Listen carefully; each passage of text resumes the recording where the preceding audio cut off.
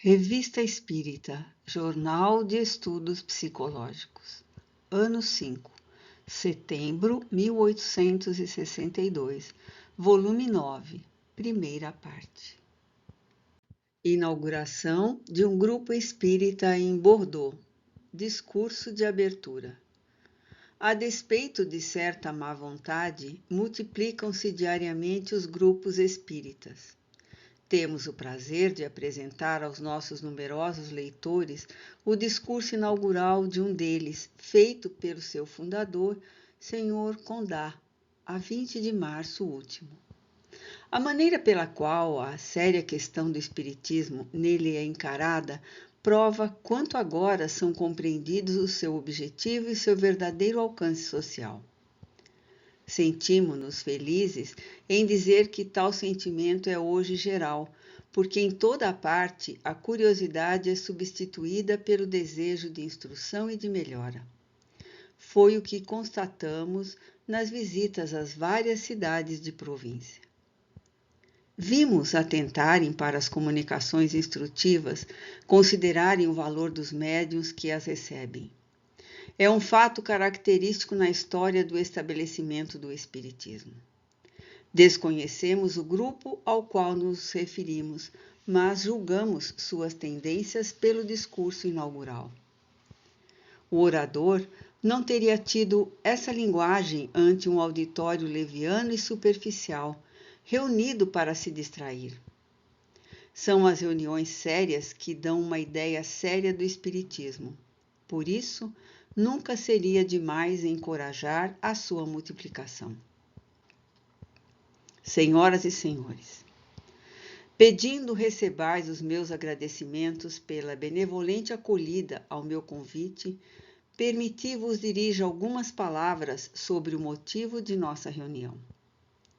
Em falta de talento, espero encontreis a convicção de um homem profundamente dedicado ao progresso da humanidade. Muitas vezes, o viajor intrépido, aspirando a atingir o pico da montanha, encontra estreito caminho obstruído por uma rocha. Outras vezes, também, no curso das idades, a humanidade que tende a aproximar-se de Deus encontra o seu obstáculo. Seu rochedo é o materialismo. Ela estaciona por algum tempo, talvez séculos, mas a força invencível a que obedece, agindo na proporção da resistência, triunfa do obstáculo e a humanidade, sempre solicitada a marchar, retoma a caminhada com impulso maior. Assim, senhores, não nos admiremos quando se manifesta uma dessas grandes ideias que melhor denunciam a origem celeste do homem, quando se produz um desses fatos prodigiosos que vem perturbar os cálculos restritos e as observações limitadas da ciência materialista. Não nos espantemos e, sobretudo, não nos deixemos desencorajar pelas resistências que se opõem a tudo, quanto pôde vir para demonstrar que o homem não é apenas um pouco de barro, cujos elementos, após a morte, voltarão à terra.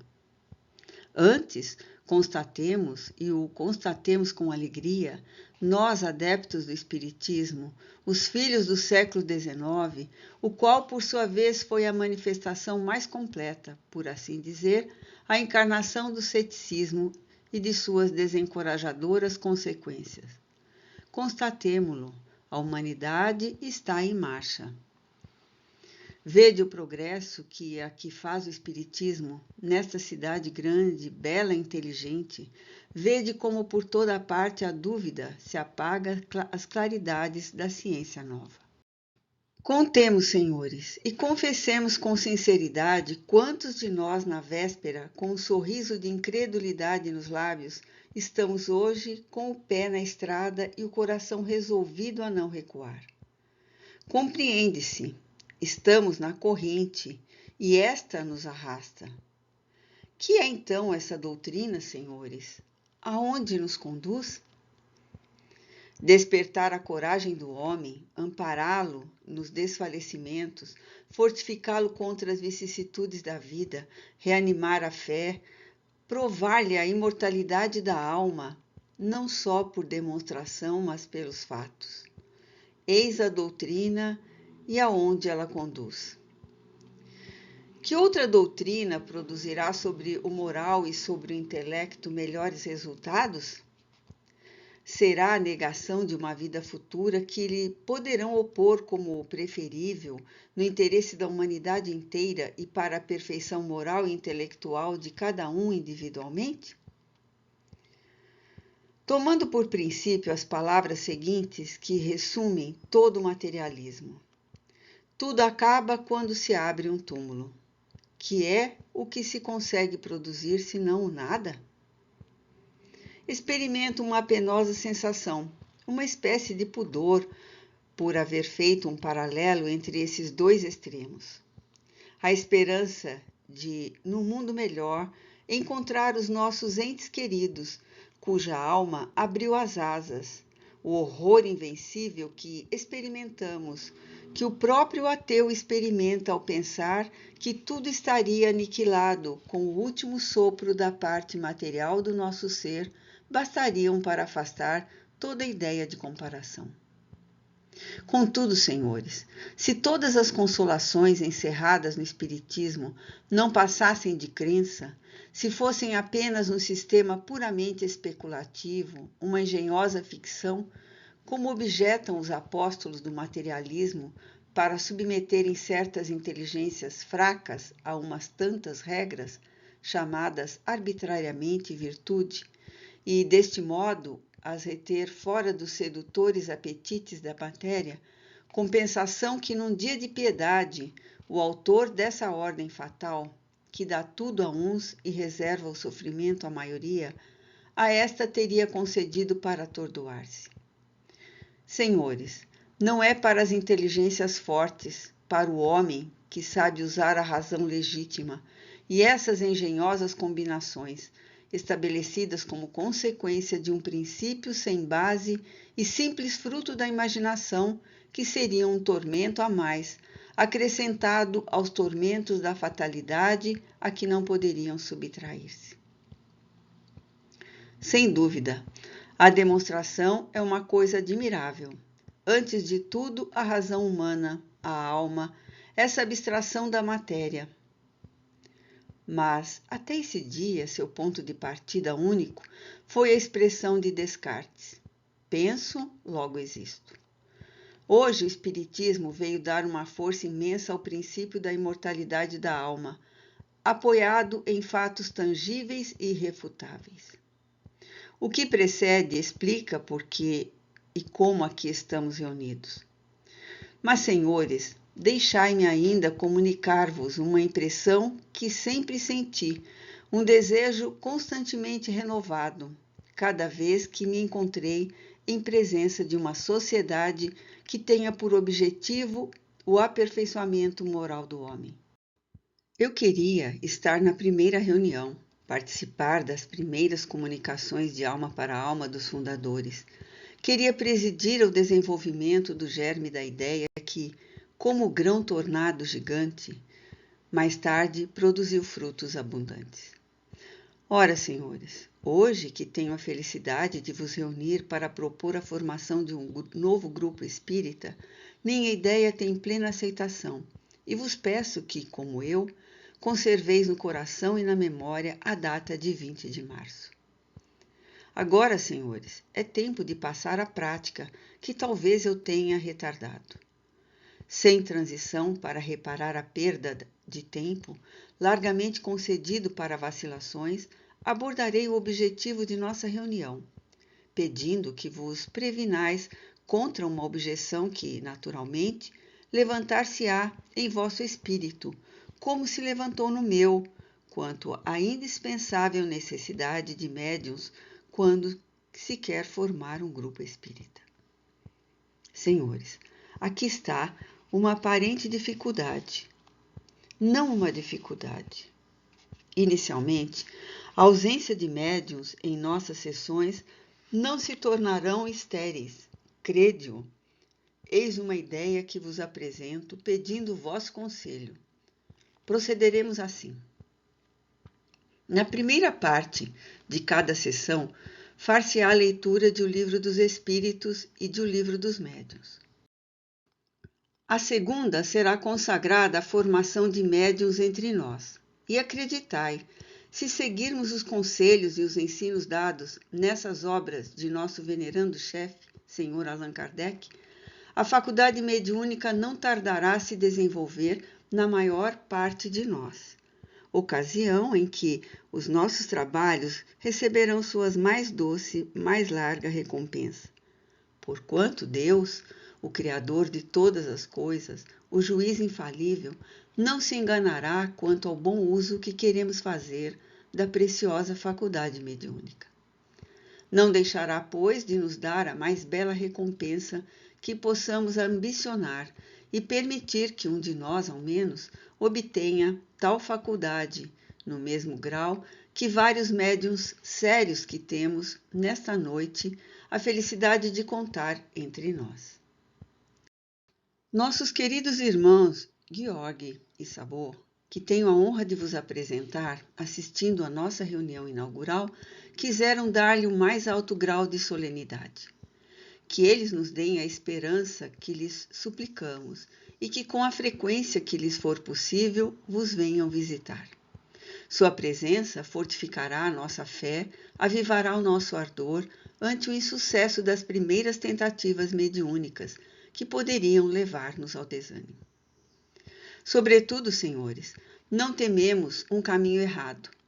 Demo-nos perfeita conta de nossa empresa e de seu objetivo. Seria lamentável engano se alguém tentasse participar do grupo que vamos formar apenas levado pela esperança de encontrar distrações fúteis e fora da boa moral pregada pelos bons espíritos. O fim essencial do espiritismo, disse nosso venerando chefe, é o melhoramento das criaturas. Nele, só se deve procurar aquilo que possa ajudar o progresso moral e intelectual. Não se deve perder de vista que a crença no espiritismo só é proveitosa àquele de quem se possa dizer: ele hoje é melhor que ontem. Assim, não esqueçamos que o nosso pobre planeta é um purgatório, onde, por nossa existência atual, expiamos as faltas cometidas nas precedentes. Isto prova uma coisa, senhores, que nenhum de nós pode dizer-se perfeito. Enquanto tivermos faltas a expiar, reencarnaremos. Nossa presença na Terra atesta, pois, a nossa imperfeição. O Espiritismo fincou as balizas da estrada que conduzem a Deus. Marchemos sem as perder de vista. A linha traçada pelos bons espíritos, geômetras da divindade, está ladeada de precipícios. As urzes e os espinhos são as suas margens. Não tomamos os arranhões. Que são tais feridas comparadas à felicidade eterna que acolherá o viajor que chegou ao termo da viagem? Esse termo, senhores, esse objetivo, desde muito, é objeto de minhas meditações. Abarcando o meu passado com um olhar e voltando-me para reconhecer o espinheiro que me havia ferido, o obstáculo que me tinha feito tropeçar, não deixei de fazer o que faz o bom todo homem, ao menos uma vez na vida. Por assim dizer, o balanço das alegrias e dos desgostos, dos bons momentos de coragem e das horas de desânimo. É com o cérebro repousado, a alma livre, isto é, dobrada por si mesma, desprendida da matéria, disse-me a mim mesmo. A existência humana é apenas um sonho, mas um sonho horroroso que começa quando a alma ou o espírito encarnado da criança se esclarece aos primeiros lampejos da inteligência, para terminar no aniquilamento da morte. A morte, esta palavra de espanto para todos, na verdade é apenas o despertar desse sono horrível, o benfeitor e socorrista que nos liberta do pesadelo insuportável que nos acompanha passo a passo, desde o nascimento. Falo em geral, mas não de maneira absoluta. A vida do homem de bem não tem mais esses mesmos caracteres. aquilo que fez de bom, de grande, de útil, ilumina com puras claridades o sonho de sua existência. Para ele, a passagem da vida à morte é feita sem transição dolorosa. Nada deixa para trás que lhe possa comprometer o futuro em nova existência espiritual, recompensa de seus benefícios. Mas, ao contrário, quanto aos cegos voluntários que tiverem constantemente fechados os olhos para melhor negarem a existência de Deus, que se tiverem recusado a contemplação do sublime espetáculo de suas obras divinas, provas e manifestações de sua bondade, de sua justiça e de seu poder. Direi que terão um terrível despertar, cheio de amargos lamentos, sobretudo por haverem desconhecido os benéficos conselhos de seus irmãos espíritas e o sofrimento moral que terão de suportar durante até que um arrependimento sincero mova a piedade de Deus que lhes concederá a graça de nova encarnação. Muita gente ainda vê nas comunicações espíritas uma obra do demônio. Contudo, o seu número diminui dia a dia. Tal diminuição, evidentemente, é devida à curiosidade de visitar os grupos espíritas e a ler o Livro dos Espíritos, e porque, no número dos curiosos, encontram-se pessoas que se convencem, principalmente as que leem aquele livro. Porque, senhores, não creiais poder atrair muitos adeptos à nossa doutrina, fazendo-os, antes de tudo, assistir às sessões. Não. Tenho a íntima convicção de que uma criatura completamente estranha à doutrina não se convencerá pelo que vir em nossos trabalhos. Terá antes vontade de rir dos fenômenos em vez de os tomar a sério. Quanto a mim, senhores, creio ter feito muito mais pela doutrina, levando alguém a ler o Livro dos Espíritos do que levando-o a uma das nossas sessões. Quando tenho certeza de que a leitura foi feita e de que deu os frutos que não deixa de produzir, então levo com satisfação aquela pessoa a um grupo espírita, porque então tenho a certeza de que se dará conta de tudo o que vir e compreenderá, e que aquele que possivelmente riria antes daquela leitura sentirá efeitos diametralmente opostos. Não quero dizer que chore. A melhor maneira de terminar é com uma citação do Livro dos Espíritos.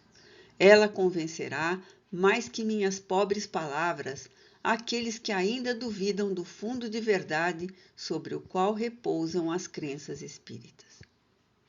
Os que dizem que as crenças espíritas ameaçam invadir o mundo proclamam por isso mesmo a sua força, porque uma ideia destituída de base e de lógica não se tornaria universal.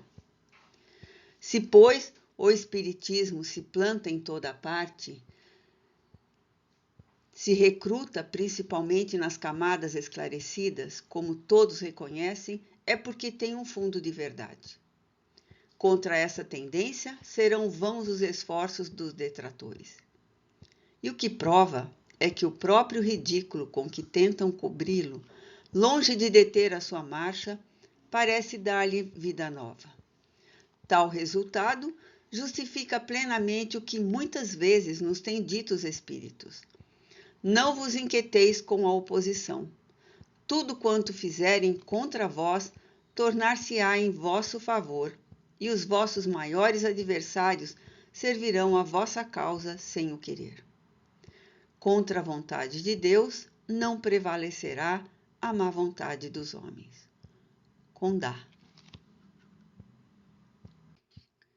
Carta do Senhor Dunra a um pregador. Tendo pregado em Marmont durante o mês de maio último, Frei F., dominicano, num de seus últimos sermões, atirou algumas pedras contra o espiritismo. O Senhor Dunra desejaria uma discussão mais ampla do assunto e que Frei F., em vez de limitar-se aos ataques banais, abordasse resolutamente certas questões de detalhes.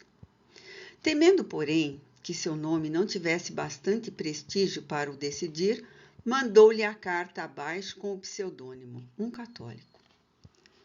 Senhor pregador, acompanho com assiduidade vossas instruções dogmáticas de todas as noites. Por deplorável fatalidade, sexta-feira cheguei mais tarde que de costume e soube ao sair da igreja que tinhais começado sob a forma de escaramuça, um ataque contra o espiritismo. Alegro-me por isso em nome dos católicos fervorosos. Se bem me informaram, estas são as questões afloradas. Primeiro, o espiritismo é uma religião nova do século XIX. Segundo, incontestavelmente há comunicações com os espíritos. Terceiro, nas comunicações com os espíritos bem constatadas, bem reconhecidas, vós vos encarregais de provar, depois de longos e sérios estudos que fazeis do espiritismo, que os espíritos que se comunicam são apenas o demônio. Quarto, finalmente seria perigoso do ponto de vista da salvação da alma tratar do espiritismo antes que a Igreja se pronuncie a respeito. Aprecio muito este quarto item, mas se reconhece de antemão que é o demônio, a Igreja nada mais tem a fazer. Nota explicativa 1. Se a Igreja ainda não se pronunciou a questão de demônio, não passa de opinião individual sem sanção legal. E isto é tão certo que nem todos os eclesiásticos a compartilham. Conhecemos muitos neste caso. Até mais ampla informação, a dúvida o permitida é desde já pode ver-se que a doutrina de demônio tem pouco império sobre as massas. Se a Igreja proclamasse oficialmente, seria para temer que tal julgamento decorresse o que decorreu da declaração de heresia e da condenação outrora pronunciada contra o movimento da Terra. E o mesmo modo que, em nossos dias, com os anátemas contra a ciência, a propósito dos 6 períodos da criação, cremos que seria mais sábio e mais prudente que o clero não se apressasse em liquidar a questão, afirmando uma coisa que atualmente provoca mais riso e incredulidade do que medo, e na qual, podemos atestar, muitos padres não creem mais do que nós por ser ilógica. Expor-se a receber um desmentido do futuro e depois confessar o erro é prejudicar a autoridade moral da Igreja, que pretende a infabilidade de seus pronunciamentos.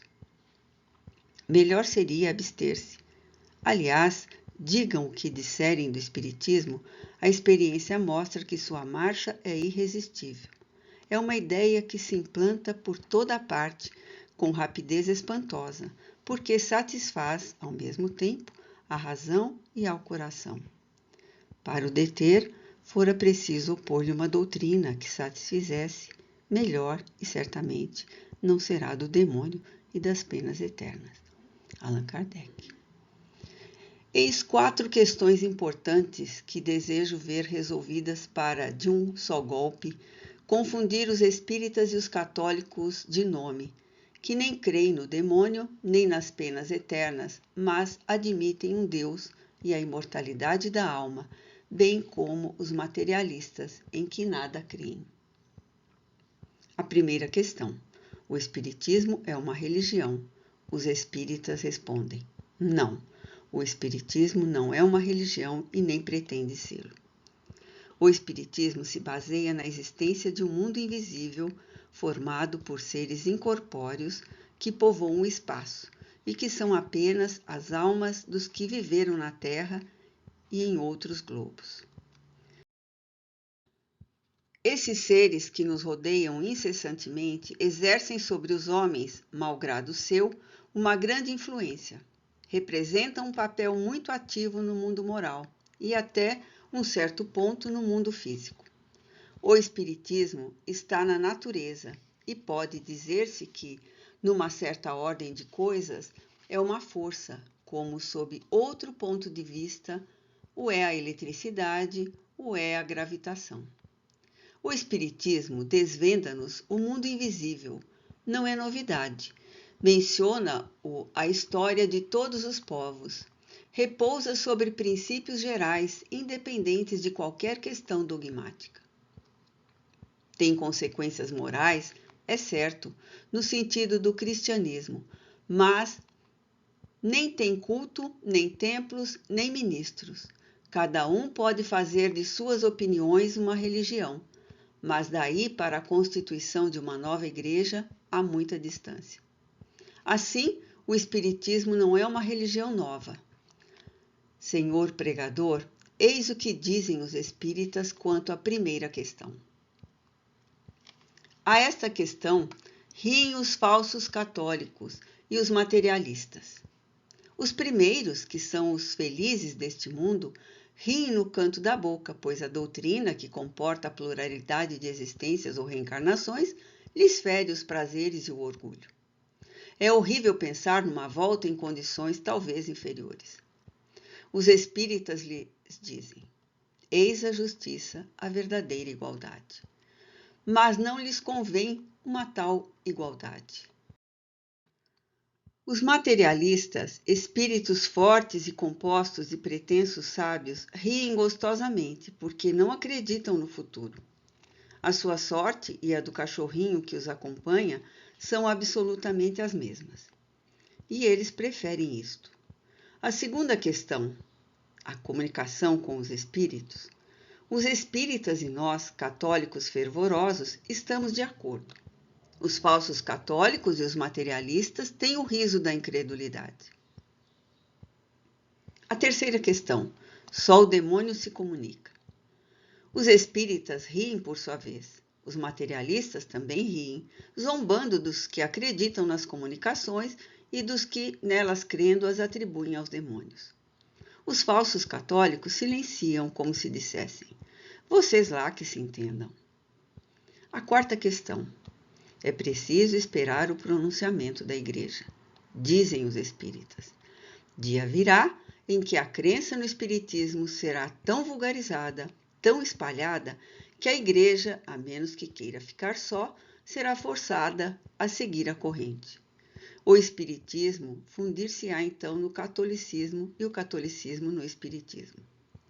A esta questão, o materialista ri ainda e diz: que me importa? O falso católico sente uma espécie de despeito. Como disse antes, não poderá acomodar-se a esta doutrina. O seu egoísmo e o seu orgulho ficam chocados. Repele a eventualidade dessa fusão. É impossível, diz ele. O espiritismo é pura utopia que não dará 4 passos no mundo. Nota 1. Há falsos católicos, verdadeiros católicos e materialistas que usam a mesma linguagem. Que o tivessem dito há alguns anos, poder-se-ia conceber.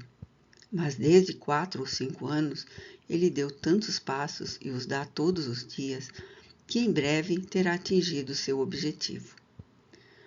Procure-se na história uma doutrina que tenha marchado tanto em tão pouco tempo. Em presença desse resultado inaudito de uma propagação contra a qual vem quebrar-se todos os raios e todas as troças, que cresce na razão da violência dos ataques, é na verdade muita ingenuidade dizer que o espiritismo é simples fogo de palha. Se assim é, por que tanta cólera? Deixem que ele se apague por si. Nós que ocupamos os primeiros postos para os ver marchar, que lhe acompanhamos todas as peripécias, vemos a sua conclusão. Então, é a nossa vez de rir. Allan Kardec. Aceitai, etc. Um católico fervoroso.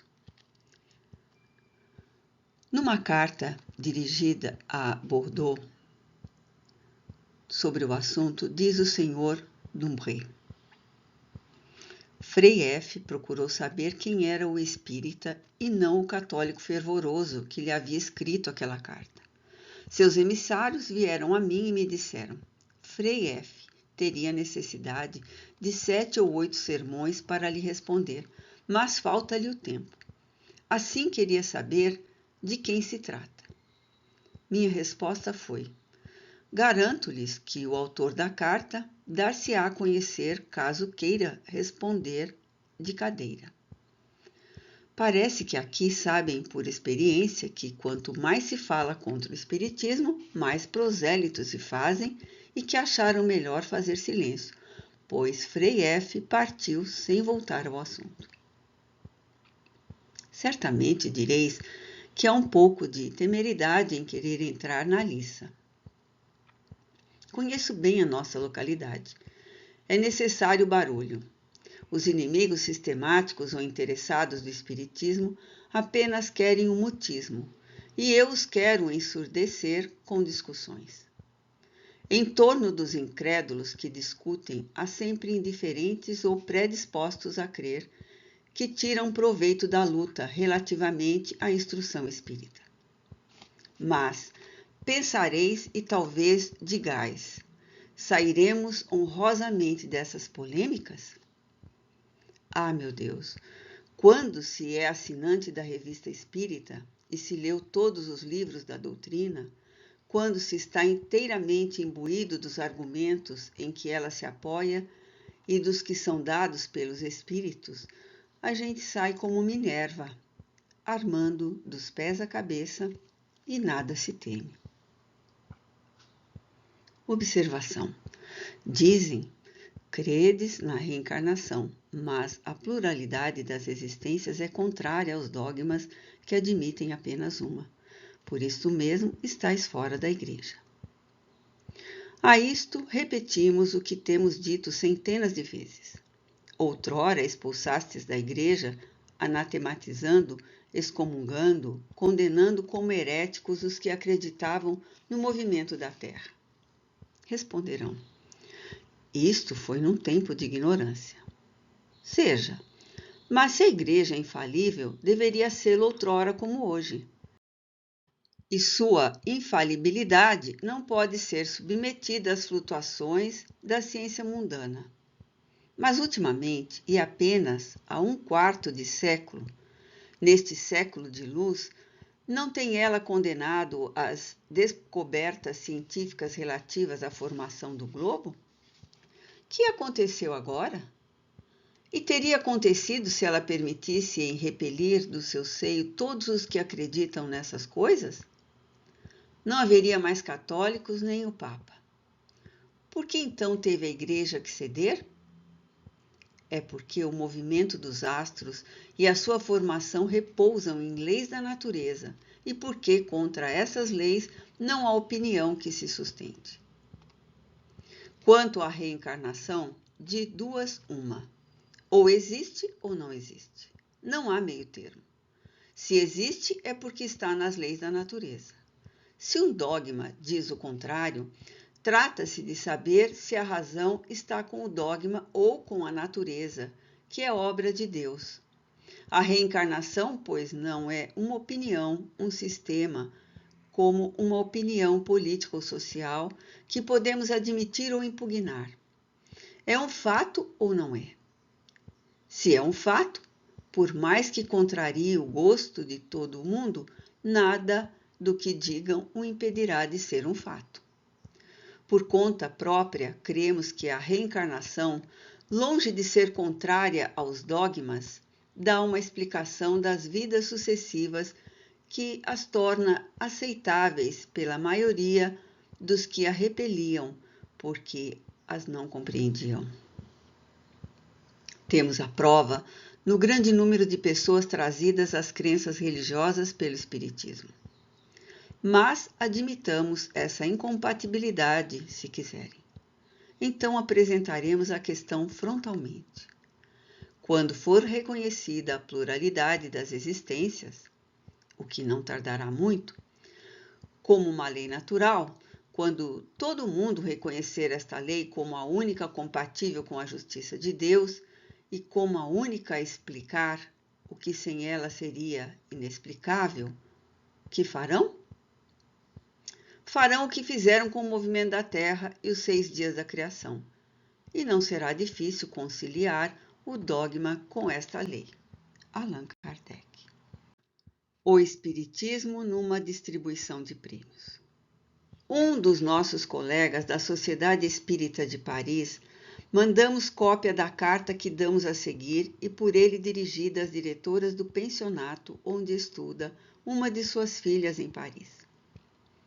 Senhoras, peço permissão para algumas reflexões sobre um discurso pronunciado na distribuição de prêmios do vosso pensionato.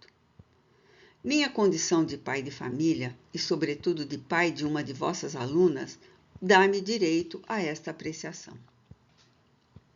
O autor do discurso, estranho ao vosso estabelecimento e, segundo me disseram, professor do Colégio C, permitiu-se longos motejos, não sei bem a propósito de que, sobre a ciência espírita e os médiuns.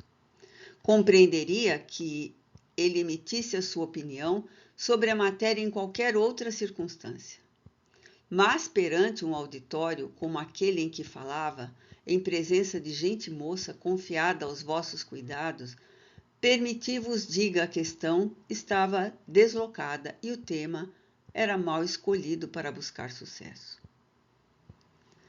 Entre outras coisas, disse aquele senhor que as pessoas que se ocupam de experiências das mesas e outros fenômenos ditos espíritas ou de ordem psicológica são jograis, enganadas ou estúpidas.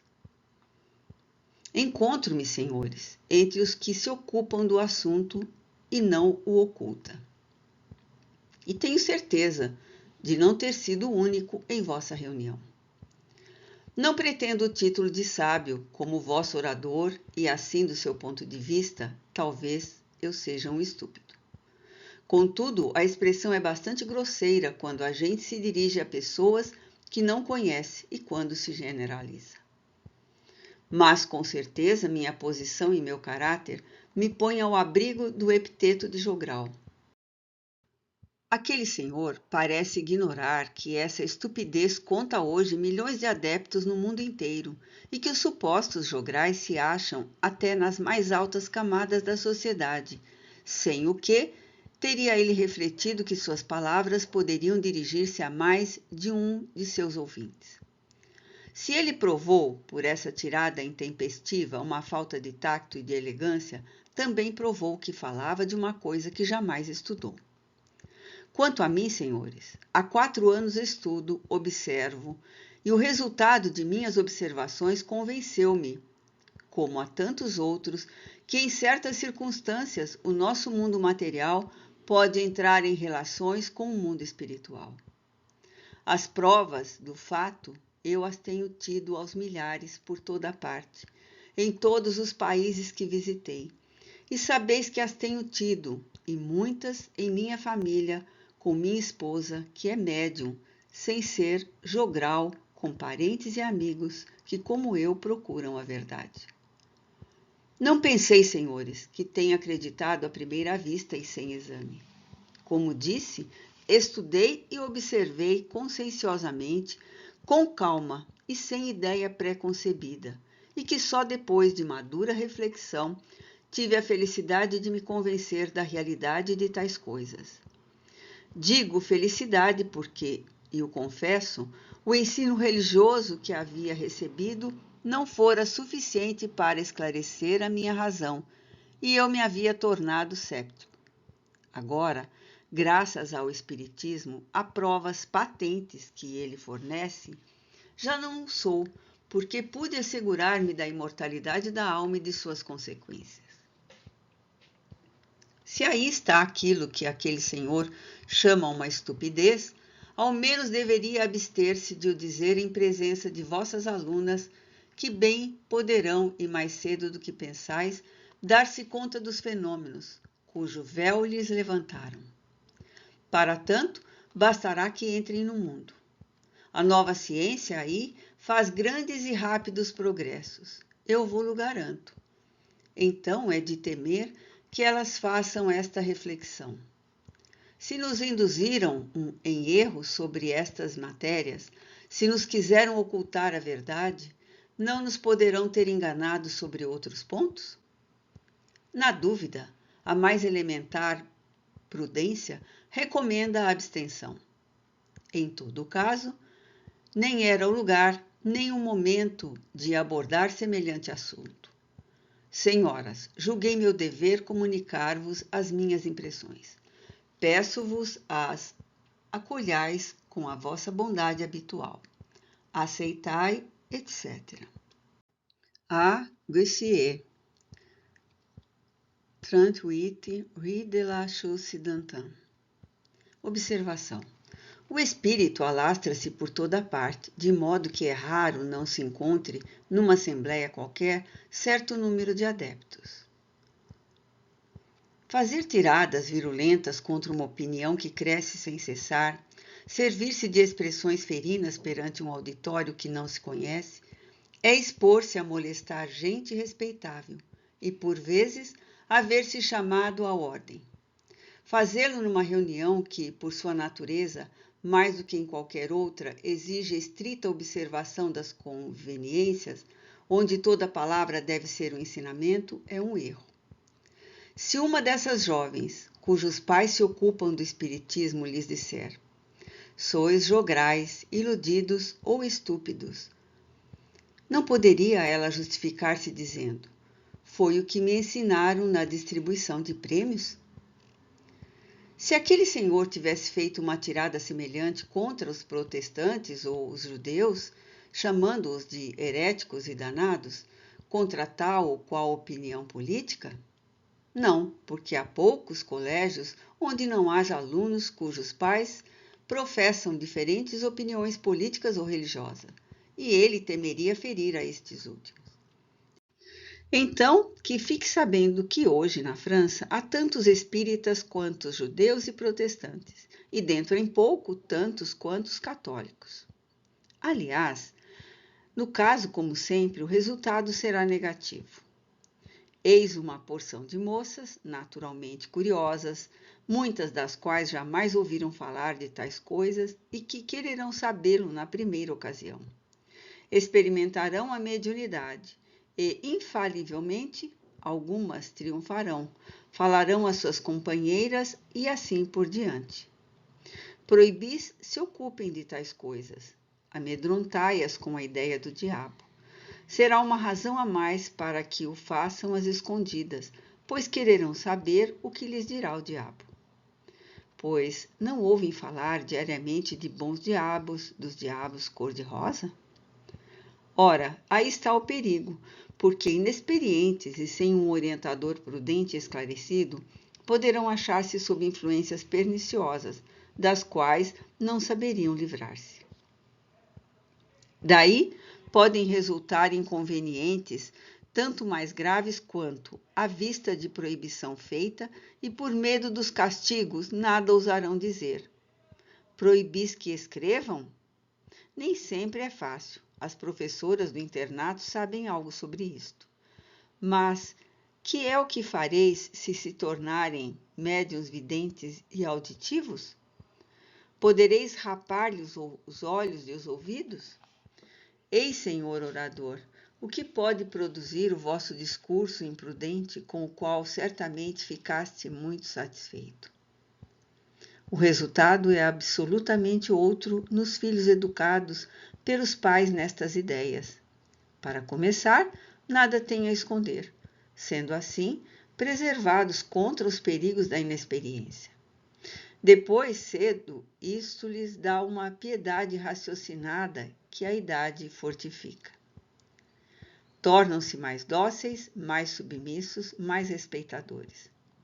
A certeza da presença dos pais mortos, que os veem incessantemente, com os quais podem entreter-se e dos quais recebem sábios conselhos, é-lhes um freio poderoso, pelo medo salutar que aqueles inspiram.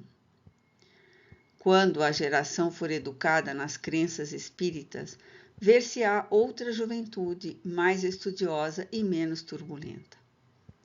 Isto já pode ser avaliado pelo efeito que tais ideias produzem nos jovens, que delas se compenetram. Perseguições. Desde que a troça se esborou na couraça do espiritismo e serve mais a propagá-lo do que desacreditá-lo, seus inimigos ensaiam outro meio que, prenunciamos, não dará melhores resultados e provavelmente ainda criará mais prosélitos. Tal meio é a perseguição. Dizemos que fará mais por uma razão muito simples. É que, levando a sério o espiritismo, sua importância cresce. Além disso, quanto mais uma causa faz sofrer, mais nos apegamos a ela. Sem dúvida, recordam-se os leitores das belas comunicações dadas sobre os mártires do espiritismo, publicadas na revista de abril último. Esta fase, de há muito, foi anunciada pelos espíritos. Dizem eles: quando virem a impotência da arma do ridículo, experimentarão a da perseguição. Não haverá mais os martírios sangrentos, mas muitos irão sofrer nos seus interesses e nas afeições. Procurarão desunir as famílias, reduzir os adeptos à fome, dar-lhes alfinetadas, por vezes piores que a morte. Mas aí encontrarão ainda almas sólidas e fervorosas, que saberão enfrentar as misérias do mundo na esperança de um futuro melhor. Lembrai-vos das palavras do Divino Salvador. Bem-aventurados os aflitos, porque serão consolados. Tende, pois, certeza, a era da perseguição, na qual em breve entrareis, terá curta duração, e os vossos inimigos colherão apenas vergonha, porque as armas que empregarem contra vós virar-se-ão contra eles. Começou a era predita. De várias direções, assinalam-vos atos que a gente lamenta sejam praticados pelos ministros de um Deus de paz e de caridade. Não falaremos das violências feitas à consciência, expulsando da Igreja aqueles que a ela conduz o Espiritismo. Tendo sido tal meio resultado mais ou menos negativos, buscaram outros mais eficazes. Poderíamos citar as localidades onde criaturas que vivem de seu trabalho foram ameaçadas de verem cortados os seus recursos. Outras onde os adeptos foram marcados pela animadversão pública, perseguidos pelos moleques de rua. Outras onde expulsam das escolas as crianças cujos pais se ocupam do espiritismo. Uma outra, onde um pobre professor foi demitido e reduzido à miséria, porque tinha em casa o livro dos Espíritos. Disto recebemos tocante prece em versos, cheia dos mais nobres sentimentos e da mais sincera piedade. Acrescentemos que espírita benfeitor estendeu-lhe a mão. Acrescentemos ainda que, tais circunstâncias, ele foi vítima de infame traição por parte de um homem no qual havia confiado e que parecia entusiasmado com aquele livro.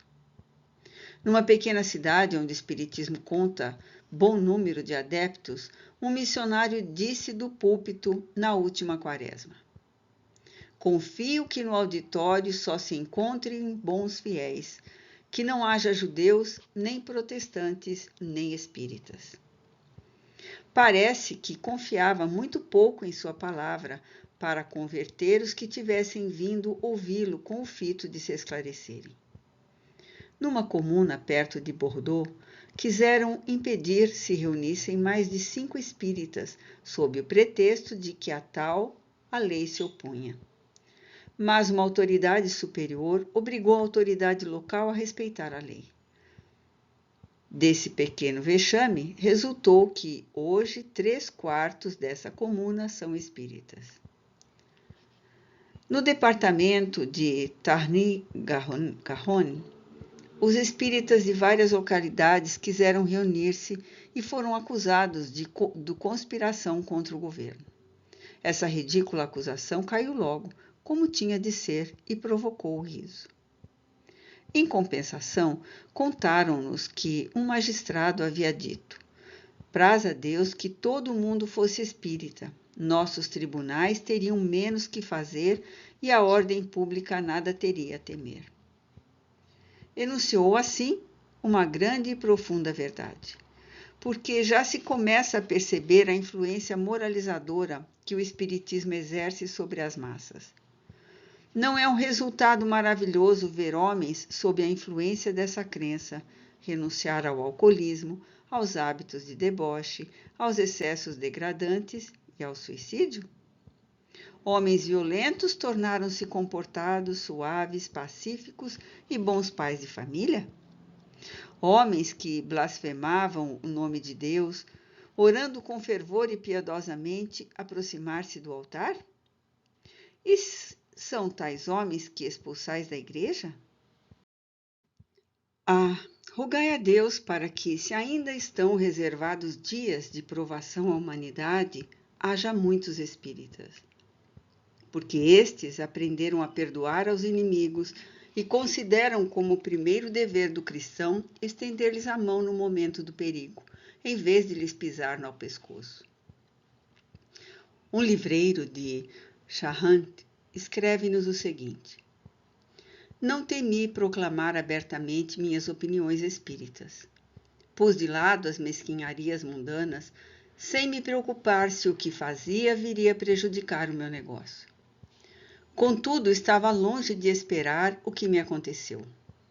Se o mal se tivesse limitado a piadas, pouco seria. Mas, graças aos que pouco entendem a religião, tornei-me a ovelha negra do rebanho, a peste do distrito. Sou apontado como precursor do anticristo. Usaram de toda a influência, inclusive a calúnia, para me derrubar. Tiraram-me a freguesia, numa palavra, arruinar-me. Os espíritos nos falam de perseguições, de mártires do espiritismo.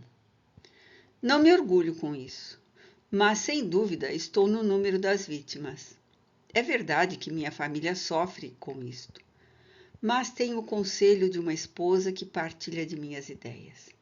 Não tardará que meus filhos estejam em idade de compreender esta bela doutrina. Devo esclarecê-los nessa bela crença. Que Deus me conserve a possibilidade, seja o que for que façam para me tirar, de os instruir e os preparar para, por sua vez, lutarem se tal for preciso. Os fatos relatados em vossa revista do mês de maio têm chocante analogia com o que me aconteceu. Como autor da carta, fui repelido impiedosamente do confessionário. Antes de tudo, o vigário queria fazer-me renunciar às ideias espíritas. De sua imprudência, resulta que jamais me verá nas cerimônias religiosas. Se pratico um mal, deixo a responsabilidade ao seu autor. As passagens que se seguem são extraídas de uma carta que nos vem de uma aldeia dos Vozes. Conquanto estejamos autorizados a declinar o nome do autor e a localidade, não o faremos por uma questão compreensível. Mas temos a carta em mãos e a usaremos quando necessário. É o mesmo com os casos citados e que, conforme sua maioria ou menor importância, mais tarde figurarão na história do estabelecimento do Espiritismo. Não sou muito versado em literatura para tratar dignamente do assunto que pretendo. Não obstante, tentarei fazer-me compreender, desde que perdoeis a imperfeição do estilo, a redação, porque há meses ardo de desejo de me corresponder convosco. Desde que meu filho me enviou os preciosos livros de instrução da doutrina espírita e dos médiuns.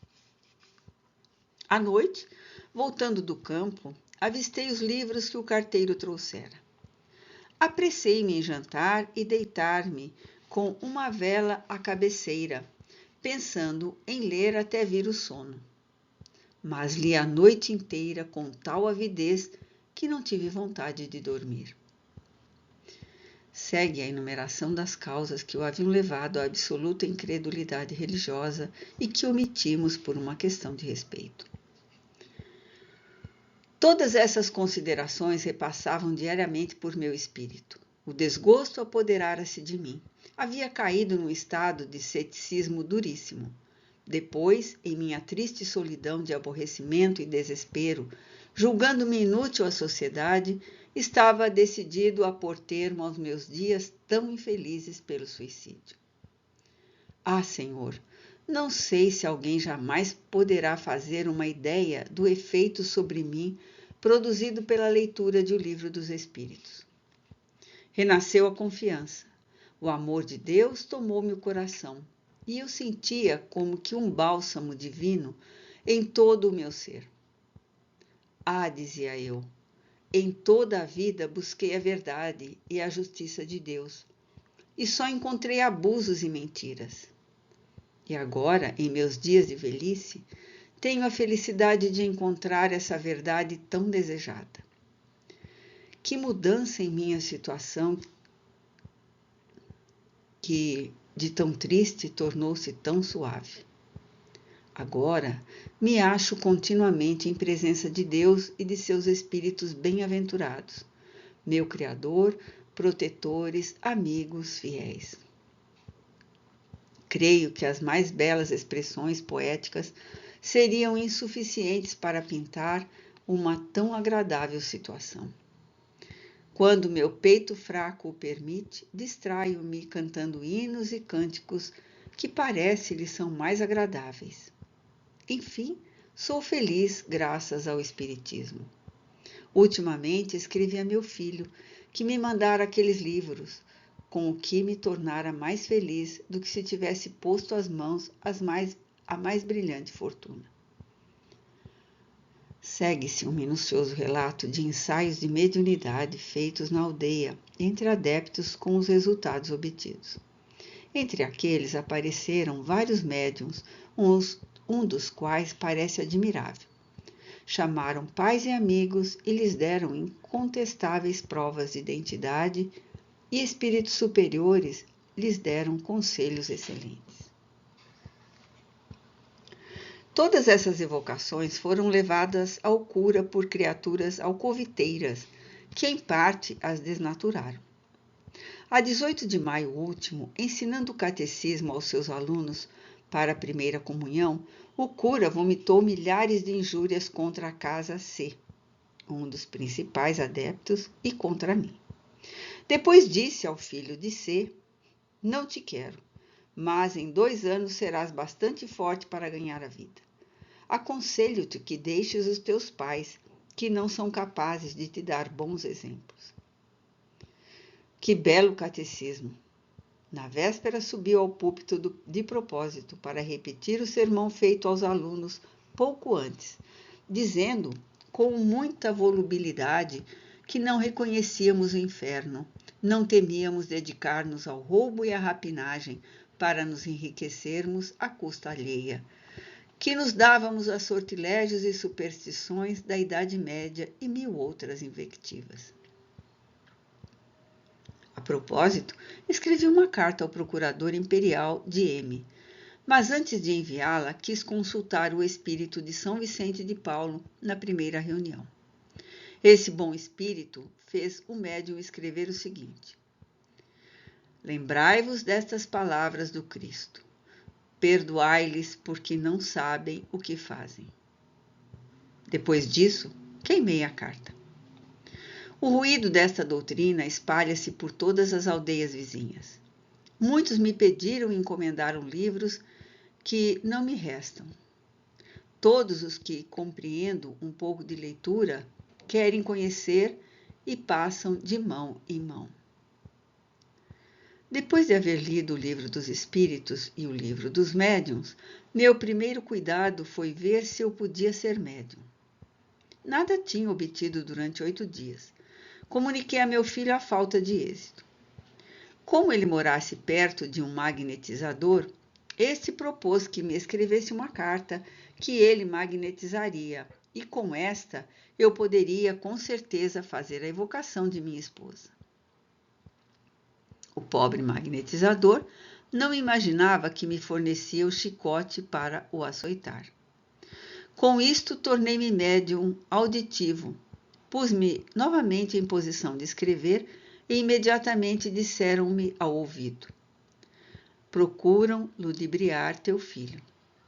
Durante 3 dias, com uma força crescente, este aviso me vinha ao ouvido e desviava a atenção que eu devia prestar ao que fazia.